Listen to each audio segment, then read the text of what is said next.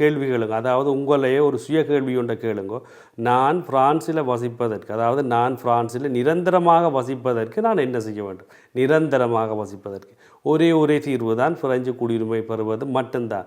இப்போ நீங்கள் என்ன கார்டு வச்சுருந்தாலும் சரி, அகதி அந்தஸ்து கார்டு, ரெஃப்யூஜி கார்டு வச்சுருந்தாலும் சரி, இமிக்ரெண்ட் விசா 10 வருஷ கார்டு வச்சுருந்தாலும் சரி, 5 வருஷம் வச்சுருந்தாலும் சரி, 1 வருஷம் வச்சுருந்தாலும் சரி, என்னென்றாலும் இவைகள் எல்லாம் என்ன பொறுத்த மட்டும் நிரந்தரம் இல்லை, நிரந்தரம் அற்றவைகள் தான். அப்போ நிரந்தரமாக நான் பிரான்சில் வாழ வேண்டும் என்று நீங்கள் உங்களை கேள்வி கேட்டால், நீங்கள் நிரந்தரமாக பிரான்சில் தங்குதடையின்றி வாழணும் என்று ஆசைப்பட்டால் ஒரே தீர்வு பிரெஞ்சு குடியுரிமை பெறுவது மட்டுமே. இனி நான் முதல் சொன்னது போல் யாருக்கு பிரெஞ்சு குடியுரிமை பெறுவதற்கு இந்த பேயா டிப்ளோம் தேவையில்லை என்று பார்ப்போம். 2007 ஆண்டு காலப்பகுதி வரைக்கும், அதாவது 2007க்கு முதல் வரைக்கும் ஜாக் ஷிராக் என்ற ஜனாதிபதியின் காலப்பகுதியில் தான் நான் முதல்ல சொன்னது போல் குடியுரிமைக்கு பேயா எல்லாம் கேட்கவே இல்லை. மொழி ஓரளவோடு